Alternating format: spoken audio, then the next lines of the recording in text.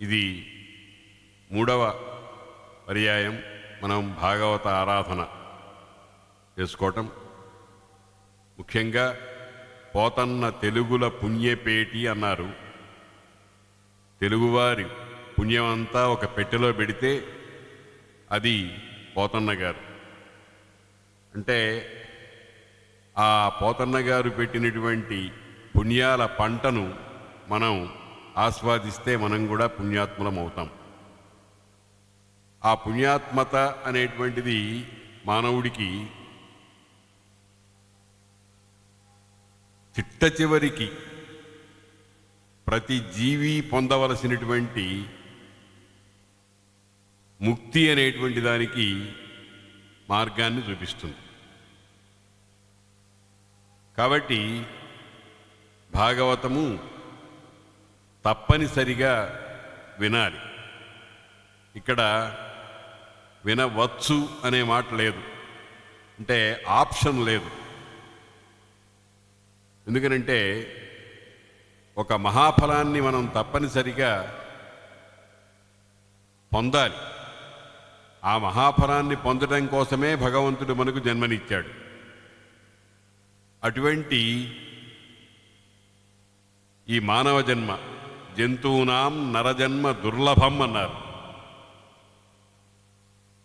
భగవద్గీతలో ఒక మాట ఉంది, బహూనాం జన్మనాం అంతే జ్ఞానవాన్ మాం ప్రపద్యతే వాసుదేవ సర్వమితి స మహాత్మా సుదుర్లభ అన్నారు. వాసుదేవుడే సర్వము అనేటువంటి భావన ఎన్నో జన్మలలో తపస్సు చేయగా చేయగా చేయగా చివరికి కలుగుతుందిట. కాబట్టి వాసుదేవ కథా సుధారసాన్ని మనం నిరంతరము పొందాలి. జనన మరణ రూపమైనటువంటి సంసారాన్ని వదిలించుకోవటానికి ఇంతకంటే మనకు మంచి మార్గం లేదు. అందుకనే భాగవతాన్ని అందరూ ఆసక్తితో వింటారు. అలా ఈ భాగవతాన్ని మొట్టమొదటిగా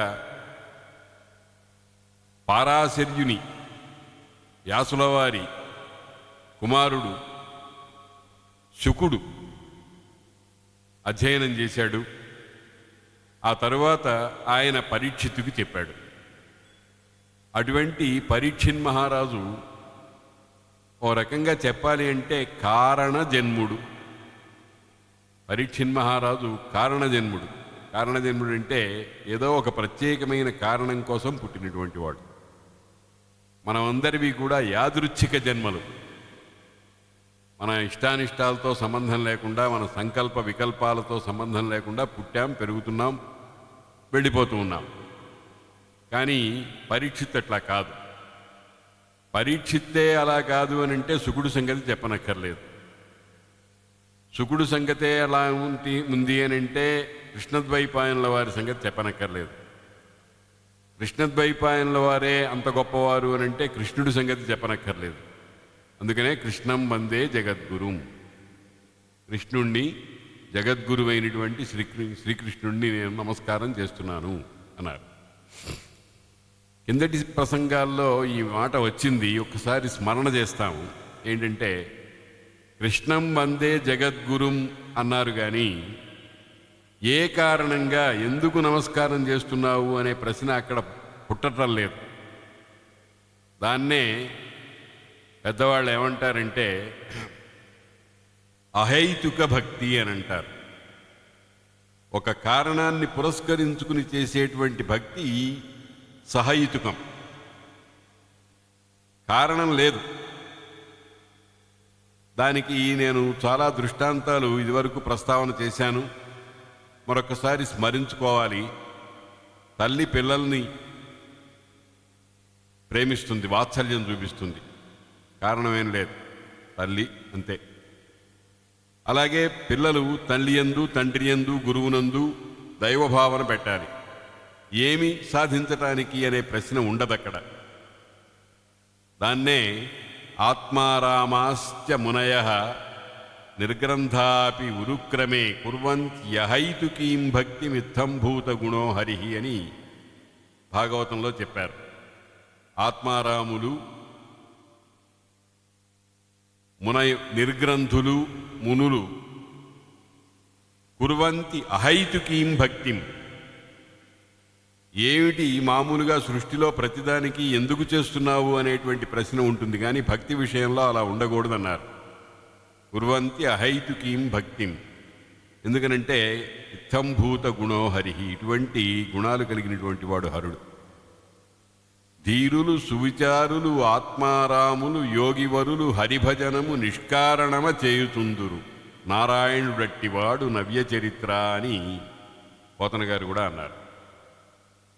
కాబట్టి ఆ అహైతుక భక్తి అంటే నేను దీనికోసము చేస్తున్నాను అనే భావన లేకుండా భక్తి చేయాలి.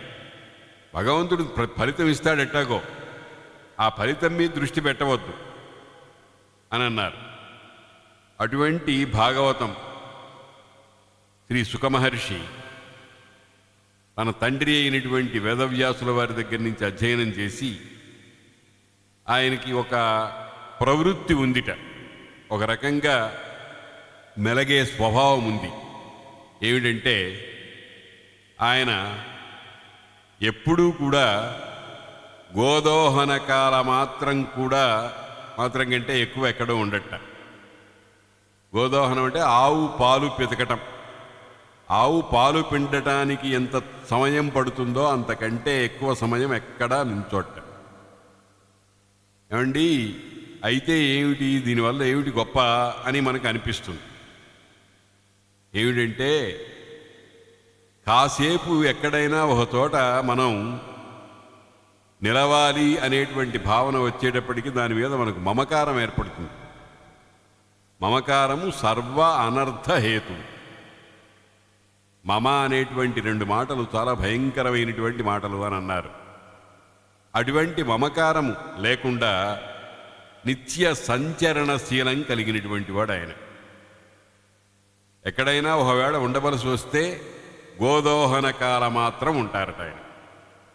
అంటే ఆవు పాలు పితికే అంత సమయం మాత్రమే ఉంటాడు. అటువంటి మహానుభావుడు భాగవతం చెప్పడం కోసం పరీక్షిత్తు యొక్క అదృష్ట విశేషం చేత 7 రోజులు ఒకే చోట ఉన్నాడు. అయితే ఆ 7 రోజులు ఉండటం అనేటువంటిది ఆయన వ్రతానికి భంగకరమైన, చెప్పేది భాగవతం కాబట్టి ఆ భాగవతం అనేటువంటిది విశ్వవ్యాపి తత్వం కలిగింది గనక భౌతికంగా అంటే శరీరమాత్రం చేత ఒక చోట ఉన్నా ఆయన విశ్వం అంతా తిరుగాడుతున్నట్టే. కాబట్టి ఆ వ్రతభంగమేమీ అయినట్టు కాదు. ఇది చాలా గమనించదగినటువంటి విషయం.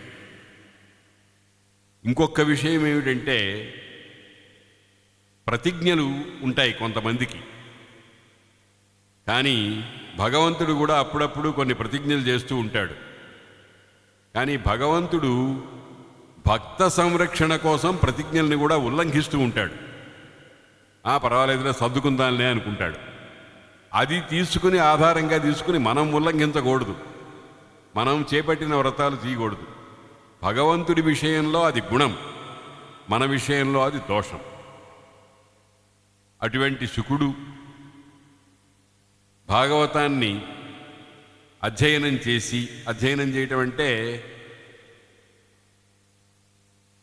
ప్రత్యక్షరము తత్వపూర్వకంగా అనుసంధానం చేస్తూ గుండెలో నిలుపుకోవటం. అటువంటి పని చేసి ఆయన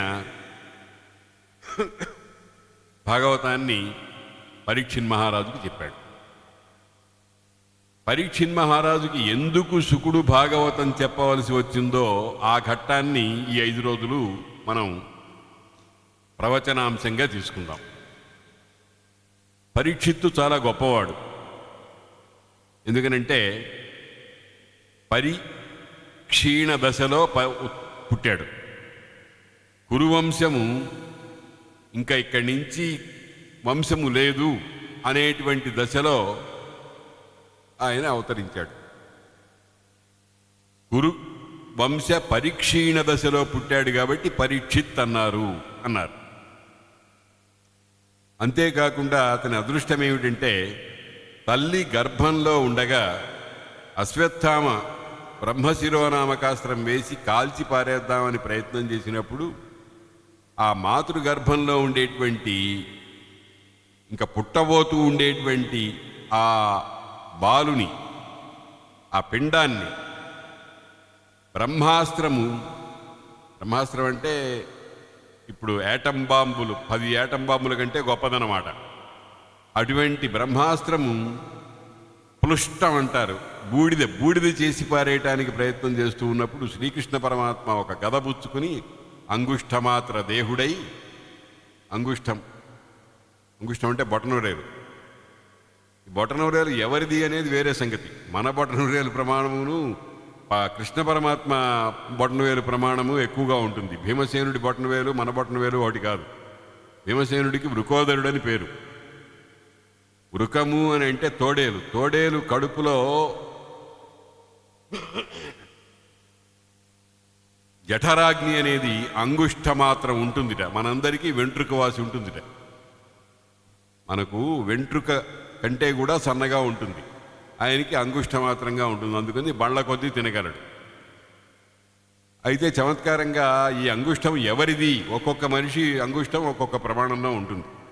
సరే, అదట అట్టేబెట్టి అంగుష్టమాత్ర ప్రమాణ దేహుడై ఒక గదబుచ్చుకొని ఆ తల్లి గర్భంలో ఈ బాలుడి చుట్టూ అలా తిరుగుతూ రక్షించుకుంటూ వచ్చాట ఆయన. అలా ఆ పిండం చుట్టూ అలా తిరుగుతూ రక్షించుకొచ్చాట గదబుచ్చుకుని. ఆయన ఎటు తిరిగాడో అటల్లా ఈయన మొహం తిప్పి చూడటం ప్రారంభించాట. అందుకని అన్ని వైపులా తల్లి గర్భంలో ఉండగానే భగవంతుణ్ణి చూచినాడు కాబట్టి ఆయనకి పరీక్షణ, అన్ని వైపులా చూడటము అనేటువంటి పేరుతో పరీక్షిత్తు అనే పేరు వచ్చింది అని చెప్తారు. ఎంత పుణ్యమండి, ఎంత భాగ్యమండి. ఎవరికైనా సృష్టిలో అటువంటి వ్యక్తి మరి ఎవడన్నా ఉన్నారా? మాతృగర్భంలోనే పుట్టక ముందే భగవద్ దర్శనం అయిపోయినటువంటి మహానుభావుడు ఆయన. అటువంటి పరీక్షిత్తు సరే పుట్టాడు, చక్కగా పెరిగాడు.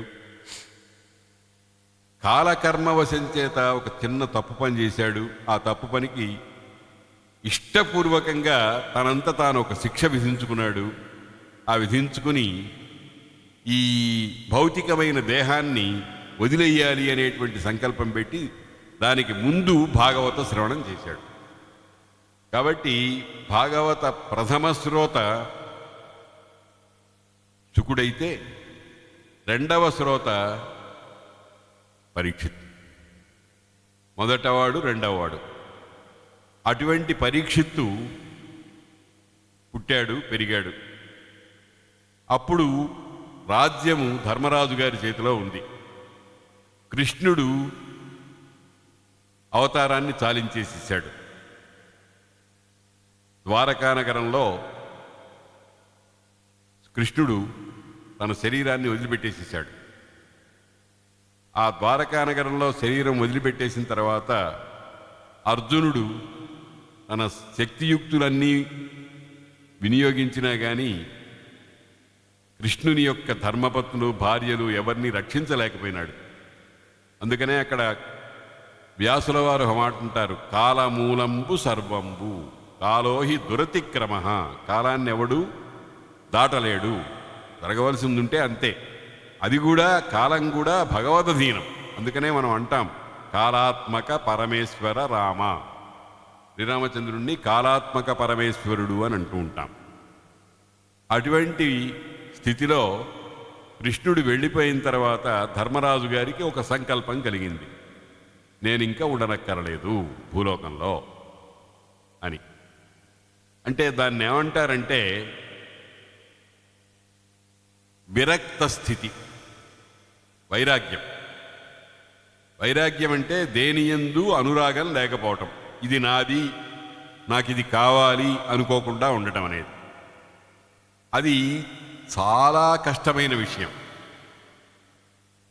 సృష్టిలో వైరాగ్యం అనేటువంటిది దుష్కరం ఎటువంటి వాడికైనా సరే. ఇప్పుడు సన్యాసాశ్రమం తీసుకున్న వాళ్ళని మనం చూస్తూ ఉంటాం. సన్యాసం. సత్, సత్తునందు అన్నిటినీ తీసుకువెళ్ళి పెట్టడం, సత్పదార్థమునందు. వాళ్లకు దేని మీద మమకారం ఉండకూడదు, దేని మీద అనురాగం ఉండకూడదు, ఏది ఇది నాది అనేటువంటి భావన ఉండకూడదు, ఏ భోగమునందు దృష్టి ఉండకూడదు. భారతంలో చాలా చక్కగా వైరాగ్యం కలిగినటువంటి వాడి స్థితి ఎలా ఉంటుందో చాలా చాలా బాగా చెప్పారు, వివరించి చెప్పారు. కానీ కాలప్రభావం వల్ల కాషాయ దండ మాత్రం చేత సన్యాసాశ్రమము అనేటువంటి స్థితి వచ్చింది అని అనుకుంటున్నాం. అయినా కాషాయ దండ మాత్రేన యతి పూజ్యో న సంశయ అన్నారు.